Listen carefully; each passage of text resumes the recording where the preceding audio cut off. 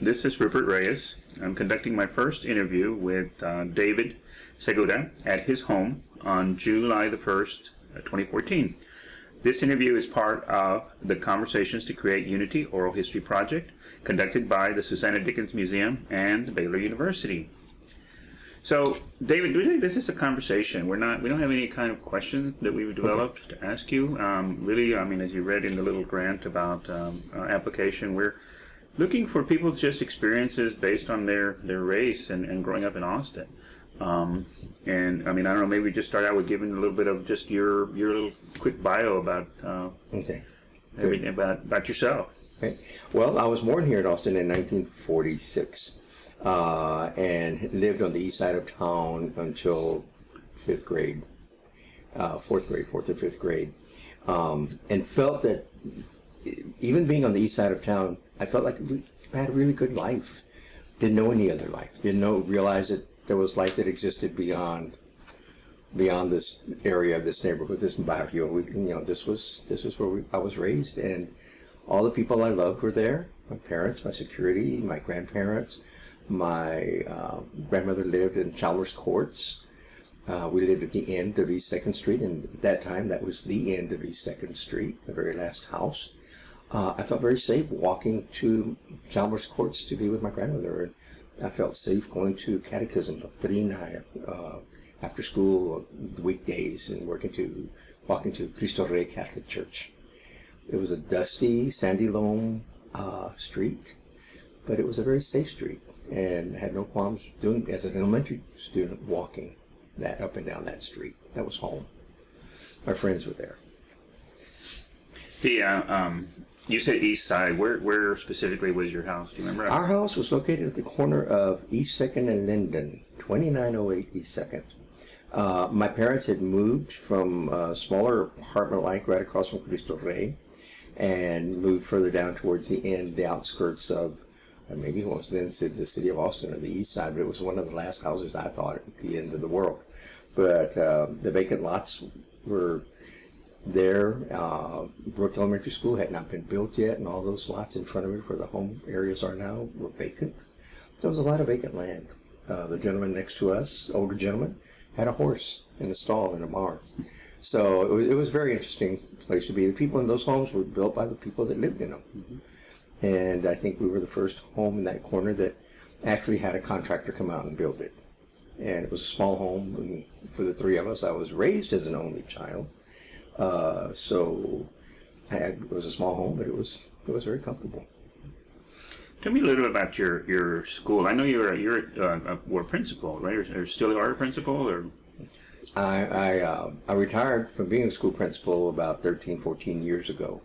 I went into education, much to my dad's dismay, because he said, "Nunca vas a hacer dinero. You'll never make any money that way." But I went into it, and he was still very supportive. He knew that this is what I wanted to do.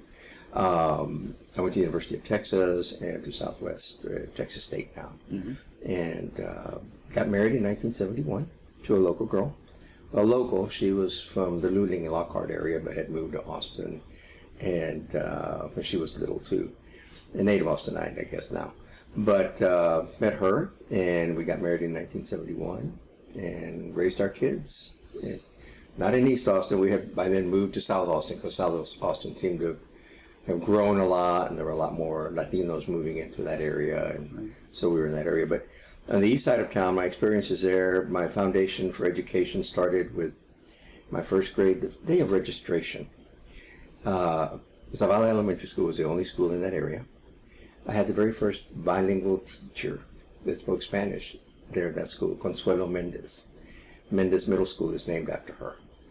And I remember going with my mom to register for school, and I remember all the interesting things that she had in her classroom, toys, and the smell of the crayons, and just everything just seemed to fit.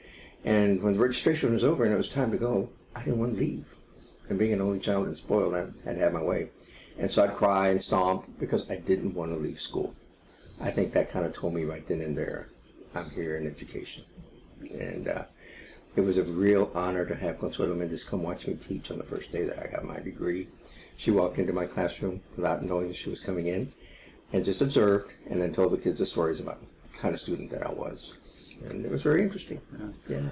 Tell me about your classmates. What kind of student population at Zavala? We were all Hispanic.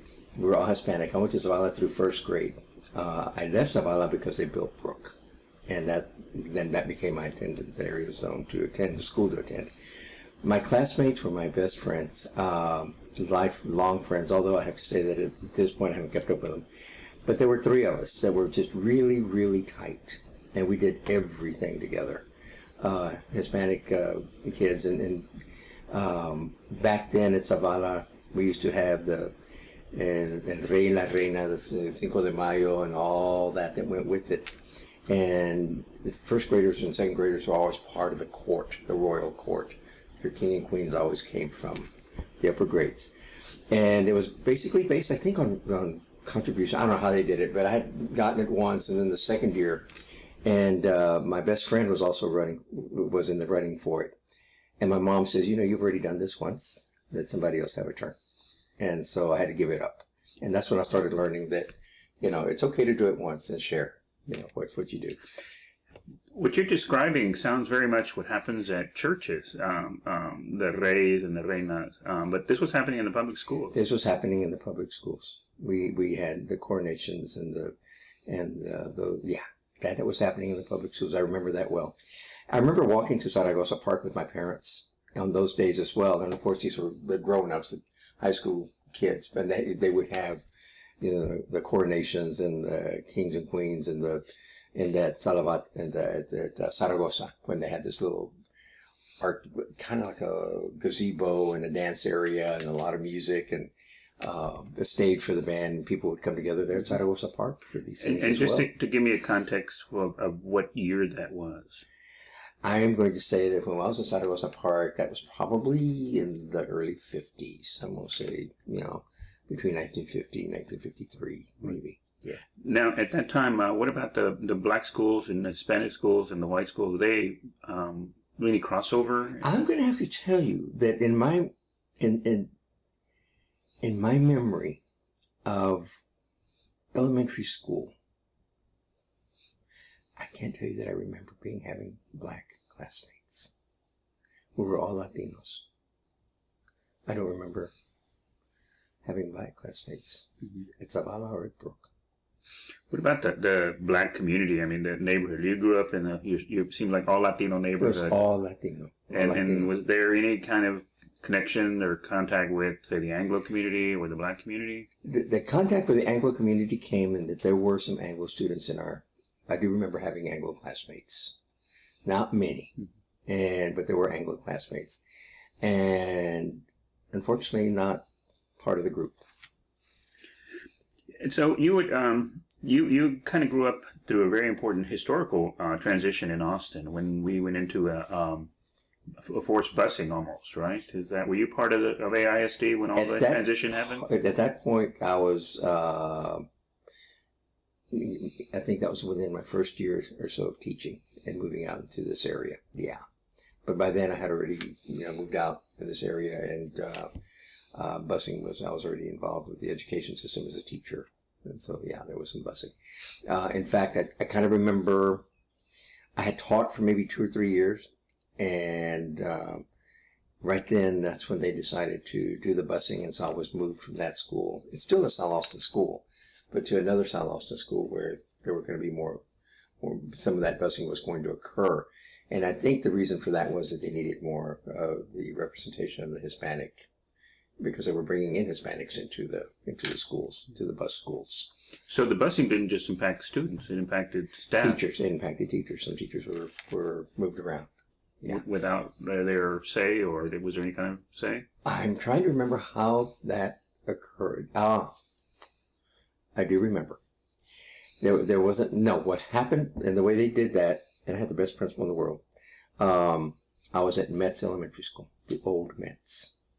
And when they started busing and moving people around, they moved, I think because they were going to keep it grade specific up to maybe 3rd grade or whatever. They were changing also the grade levels of the school and what kind of school it was going to be.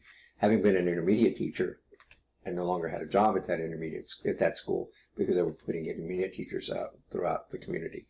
And there would have been two places I could have gone to, way north or south. And since I lived south, I came south to Joslyn. But that was really the kind of decisions that we had to make about where we were going to go. And I do believe I had a choice, and my choice was not to have gone north. You know, the experience of the forced busing, I mean, do you feel like it was done pretty equally, or did you feel like one portion of the community paid more than the others? What I remember from back then, and I'm trying to remember the year, I can tell you the year, because my kids were 4 or 5 years old. So it was probably, I'm trying to remember, maybe in the early 70s, I guess. Is that when that occurred? I'm trying to remember. But very early 70s and late 60s, early 70s, I think. But we had a program going at Metz Elementary at that time. They called it the Redesigned School. And that principal had a choice of the best teachers in town to come over to work in his school, and was given additional funds for staff development. Teachers were paid for that, and it was working, I thought. Seems like it was. A lot of dedicated people, a lot of interest, great leadership. But then that busing came in, and it was supposed to be a 3-year program. I don't think it went into 3 years. I think the busing came, and after 2 years, that program went away. And it seemed to be working. It was a community program. At that time, and this was back in the early 70s. At that time, I received a call from another principal from a West Side school who was interested in me coming to his school. And my commitment was to that 3-year program. And so I declined to even consider that. But that always left a question in my mind. You know, you commit, you tell somebody that you have this program going, you have it, but then somebody can call you and say, are you interested in coming? There was an imbalance in my level of trust, I guess. What are some of the stories that you remember that maybe, I don't know, just out now, if you experienced any kind of discrimination, or do you think you did? I do. Growing up on the east side, like I said, I felt it was a great opportunity for me. I had a lot of support. Teachers, I had a lot of support. My community, my parents, my family. My grandmother lived across the street. I mean, it was just so a great world. My mom was very entrepreneurial in buying property in Austin.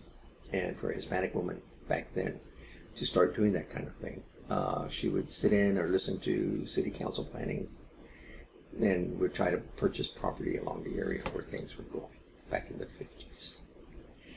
And she purchased a piece of land, 4 or 5 acres, right at the corner of Bannister and Ben White. Well, Ben White wasn't there, but what became Ben White was our property line. So she was purchasing property. So we had to move out there. And we moved into an old, dilapidated 2-story house with outdoor, an outhouse. My father, who was an awesome man, was very disappointed. He says, we had built this home in East Austin. We had indoor plumbing. We had and now we seem to be moving backwards because now we have to go to the outhouse. And then it was an old, dilapidated house and a lot of trees and woods and fireplace for heat. I mean, it didn't make sense. Why are we moving backwards? But he allowed, he followed her along. She did that. And it turns out that property became very valuable once. But that was her goal. She was looking at that kind of thing. But in that transition, I had to change schools. I left Brooke. And in 5th grade, went into Joslyn back in those days. Joslyn was on the outskirts. I had a great teacher. Kids, it was all Anglo. There was one other little Hispanic girl. And I sat in the back with her. Now, coming from East Austin, having my buds and being able to run around and having a great time and teachers being good, my mom was involved with PT and all that. I never felt anything other than, hey, I'm just going to school and wherever you put you, but you're still here. But I felt something funny about being sat in the back of the room and not having any communication with anybody, and trying to realize, you know, trying to figure out why I was feeling different. I had never had that experience up to that point. We were all the same. And I remember the first science test we took, and I'll never forget the teacher's look on her face. She brought the paper, she sat it in front of me, made 100. And I'm looking at her like, yeah. But she looked, this look on her face like, you passed it, you know? I wasn't quite understanding. Again, there was this, I couldn't understand what was going on. And then I remember we had a spelling bee, and I was the last one chosen. Brooke, I was always among the top. My buddy was always first. He was smarter and good, better at spelling, but I would always be second or third. Always, you know. And we were the in group back then. And so, but back here, I was the last one. And I felt funny again. You know, felt like, okay. And so we had the spelling bee, and I did pretty well. I won the last one, but I won the first one. And, you know, I was up there with maybe 2 or 3, and we had done good. And I figured, okay. And then the second time we had the spelling bee, I figured, okay, now they know that I can spell, you know, something. I was still the last one chosen. Even the young lady that was there with me, and she was having a difficult time. They chose her before me. And I knew that I could do it, and that she was having, I still didn't understand what that was all about. Never understood it. So that was my first experience with it. And I never discussed it with my parents. I never went back and said, what is this? Why am I feeling this? You know, but it didn't last long. I just, you know, I thought about it, wondered about it, felt self-conscious whenever we were having a spelling bee, thinking, oh God, I want to be the last one. You know, it brought that kind of thing. The other time that it really bothered me was when we had to try out for band. And back in those days, you had to have a little bit of knowledge of band. And you try out on instruments, and they'd want you to, of course, practice, but they ask you questions about instruments, about notation, about that. I never took any kind. I loved music, but because I didn't have that background, I wasn't chosen to take band. And that kind of bothered me, you know. And so it was really hard for me to get into, I guess, kind of the arts part of it back then, for some reason or other. And that's always been kind of one of my life dreams. Since I've always wanted to do it. But I think it was really hard back then as a kid to get into the arts and want to perform and want to, you know, the one thing I remember at Zavala, I'm jumping back and forth, but at Zavala, we'd have morning assemblies called devotionals. And we'd say the pledge in front of everybody. And when it was our turn to do it, very creative, and it's been this, we had an, I think it was the Parade of the Animals. I can't remember some song or some composer that did that. And for that, she had these paper giraffes and lions, and we walked in costume, and we kind of walked through that music. And that's where I got my feel for, I love this, you know. In the morning devotionals, we would have to lead a pledge or say something. And we had to sing. And I remember singing with a young lady that I had a crush on in first grade. And we sang How Much Is That Doggy in the Window to some puppy that belonged to the teacher. And I asked her if I could keep it. She said I could. So, I mean, I have these great memories of just all these things that happened, and then moving from the east side to the south side and going in a totally new experience. That was my inner feelings about what was going on with this change. As far as any kind of political activism or political awareness, is there anything that you experienced while you were growing up here in Austin? I was involved and started to get very, very involved through the church. It started out with my church, with the church in San Jose. And getting involved with organizations through the church. And then the South Austin Neighborhood Association started to develop and build. At that point, we had some Hispanics who would later become somewhat notable in politics, school board members, and move up. But I remember really getting involved in that South Austin Neighborhood Association and talking about politics coming up. By then, it was 1970. 75, 76, 74 to 76. And I remember getting really involved, and then we had our first son. My other inclination was politics, and I really wanted to delve into it and jump into it and do that. But I realized that if I had a family, that would take me away from my family, because I would, knowing me and not being, I would find many things to do and find myself away from my family. So I made a conscious decision to step out of it at that point. Disappointed some people that really wanted me to continue working in that area. But I pulled back from it because of my kids. And I think that's why I chose teaching, too. Not only because I loved it, that was another passion, but I was fortunate enough to have that time in the summers with our kids. We wound up having 4 sons, and it was really great to have that time with them on holidays and summers, and it was great to do that. So I stepped out of the political scene for a bit. Is there anything that you saw that you felt was an injustice or should not have happened that you witnessed personally? I mean, in either as a child or as a young man or teacher? I think probably through the education system, it was so easy to be slotted into, tracked into non-professional careers back in those days. I remember going from Porter Junior High School when it was first built. It was mostly Anglo, but there was a few Hispanics, and moving into Travis, and then starting looking at our program for graduating and whatever. But when we went in, what was prepared somehow for me was woodwork and these kinds of classes, and my mom had to intervene and change that schedule and include foreign language, include, more academic courses rather. And so, as I look back on it, I do think that maybe just not being aware of how tracking hurt a lot of people, back then in the system. Also the job opportunities and the kinds of jobs that people would have. I sold newspapers on Congress Avenue when I was a kid, 3rd, 4th grade. My best buddy sold newspapers. We'd have a contest to see who could sell the most. And I remember the gentleman in Austin, Gus, and I can remember his last name, that we'd buy our papers from, and running around town selling papers wherever we could. It was a lot of fun. And I remember thinking, I'm going to hit people where they're in a hurry, don't have time to count, change, bus station, Greyhound bus station. I'd stand at the door waiting for them to get on the bus, take a newspaper, and then I'd fumble for change. I'd keep it.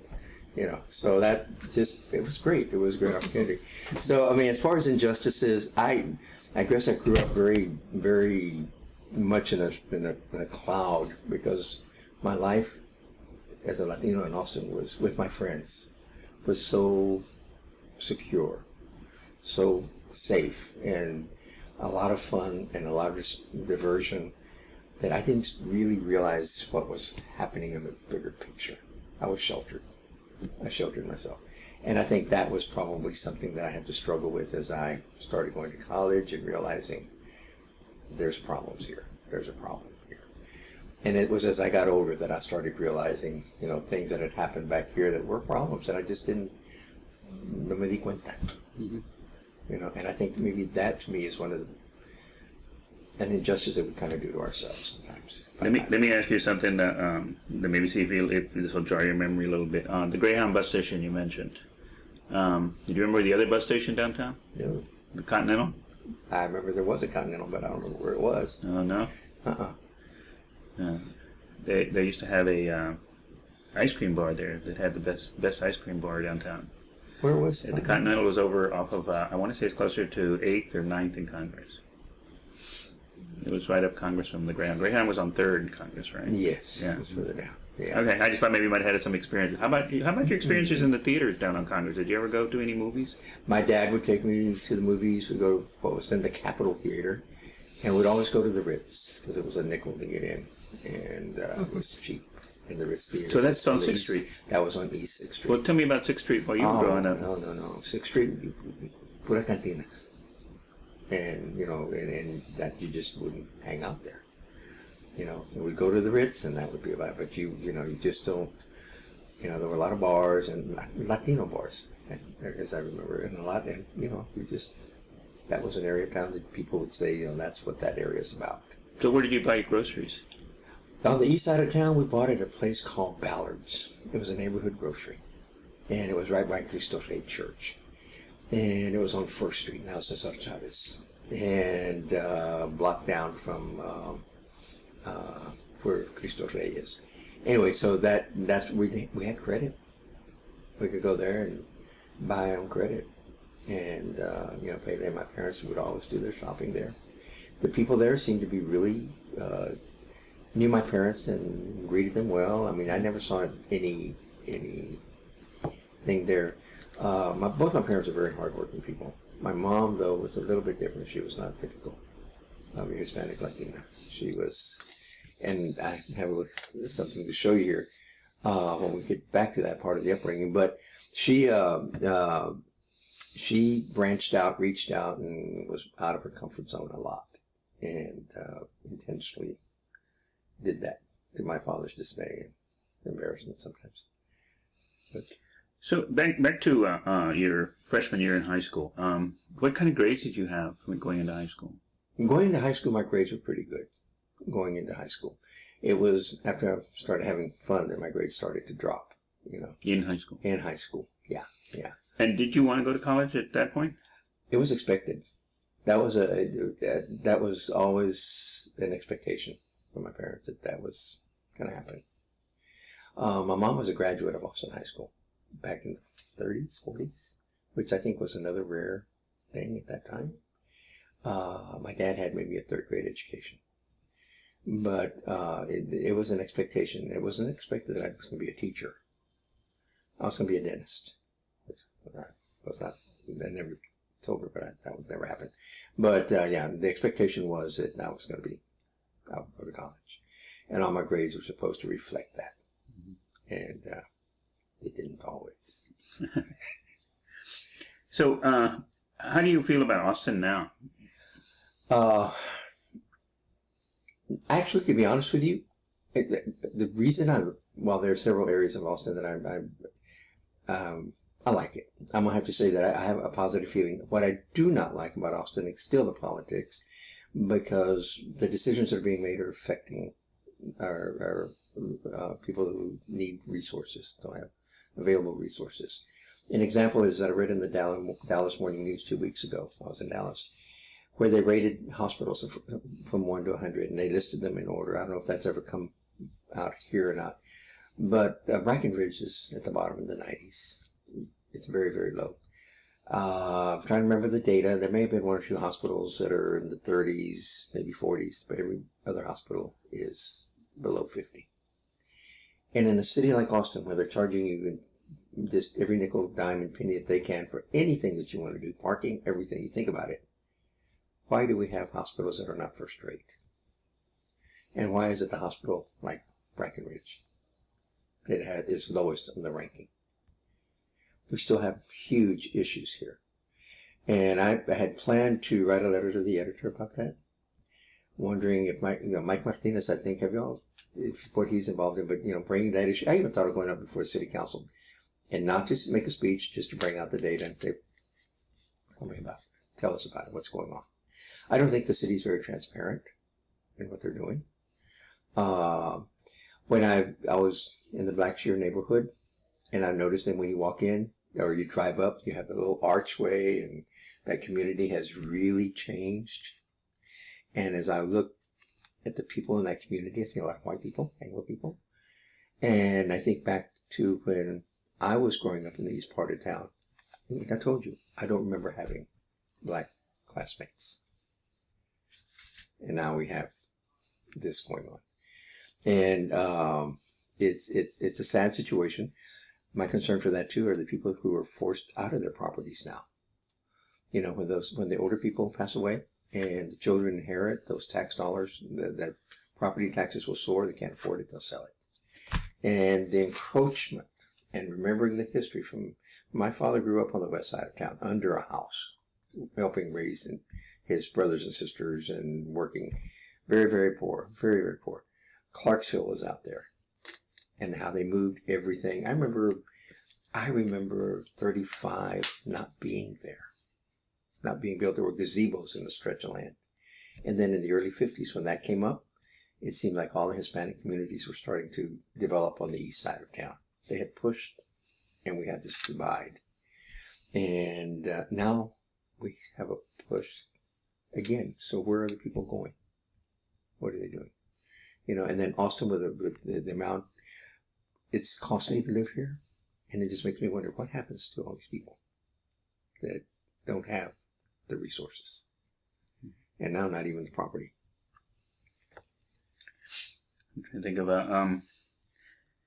well, is there anything that you would like to talk? I mean, anything that along the lines of your experience as and then maybe that would be a good question is how do you identify yourself in terms of Latino? How would you call yourself? There was an identity problem as I was growing up, because when we moved to the east, when we moved from the east side to South Austin, and because of my extended family, having been adopted, and knowing my biological family, because the two families, the two men in those families were brothers, and back in those days, you would be raised by a tia or by a abuelita, whatever.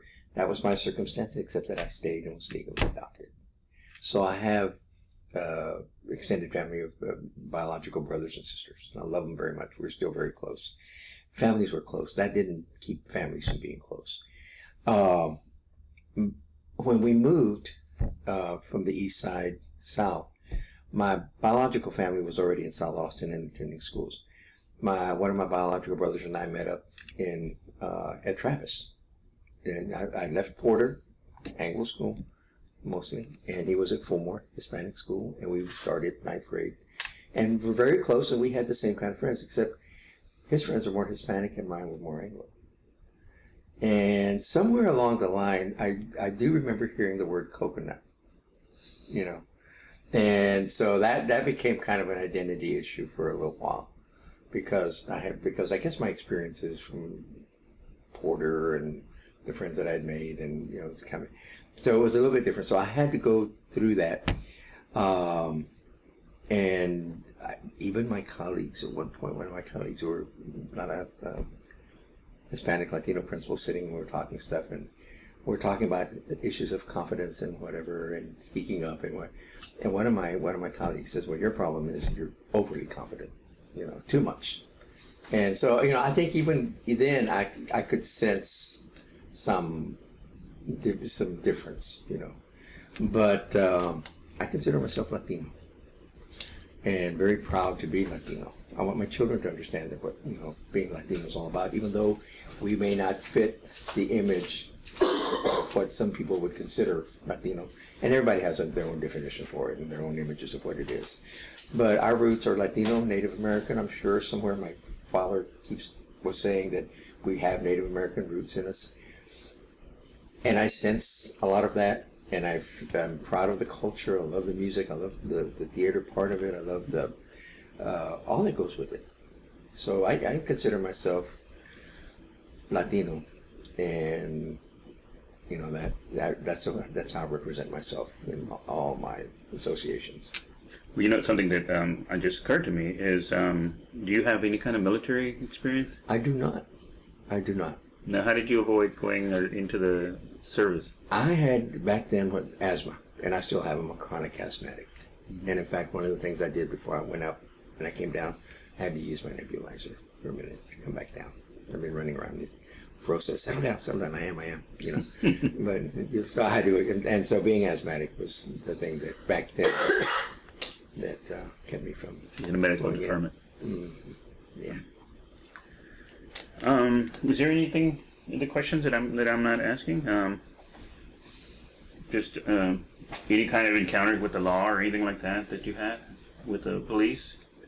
Other than tickets. Tickets. And the interesting thing with that, though, I had been stopped. I was a school principal, and the policeman just stopped me for speeding. And they always ask, "What do you do?" You know, what do you do for a living? And when I told him I was a school principal at the time when I was, he backed off and things, you know. But it seemed to me again, there's this little disconnect.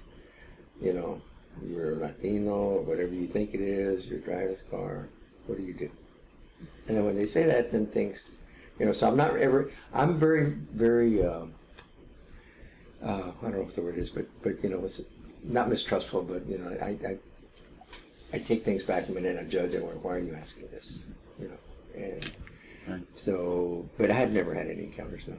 How about your friends? Did you have any? You talk about some being very close to a lot of people, Latinos. How about them in the service? Did any of your friends? Yes, my very best friend was a Green Beret, and as far as I know, the other one was also in the service, but I kept in touch with him while he was in the service, and he was in the Green Beret, and went to law school here in Austin, I believe, and they had a practice. I think he had a practice. Right. Did you have any feeling about there was any kind of disparity in terms of how many in Austin Latinos were going into the military or in the service? Is that you had mentioned a little bit about tracking in high school? Do you feel like some of that was done in through the public schools, or maybe, is there some kind of peer pressure within the own Latino community to go in the military? I don't know. I really hadn't thought about that at all. I didn't know if you'd experienced any. Yeah, no, I can't say that I did. Yeah. Okay. Well, is there anything else that you feel like we haven't talked about? Like I said, you know, knowing that people are going to be hearing this conversation and trying to gain insight into the experience that you had as a Latino growing up in Austin. Is there anything that you would want somebody to know? Well, just the fact that you know, even though we're within our own Latino community and our own little world, and I mean, the barrio was at that point for me as a child growing up a very safe. I saw it as a safe, comfortable, warm, embracing family place, and everybody knew everybody, and you know, why would I want to get out of that? You know, and that was so comforting. But part of the reason things were different for me was because of my parents. And what I wanted to show you, this is the men and women in World War II from Travis County. Oh, wow. And so, and some of these were our neighbors. I remember a couple of people. But both my parents, and this is something I'm very proud of, were Segura, right there. My mom and my dad. That's good. Yeah. It says here, Teresa Segura, private, first class, daughter of Mr. and Mrs. Sara Martinez, Austin graduate of Austin High, earned an Army in 1944, entered the Army in 1944 in Georgia, awarded the GCN, what did you know, Congreso. So your mom was in the Army. Uh-huh. Yeah. And your dad? So did your dad he was wounded in Normandy. Mm-hmm. So he went on, he did the invasion? And in Germany twice, yes. Wow. So he hit the beaches. Yes. Hit the beaches. Yes. Hit the beaches.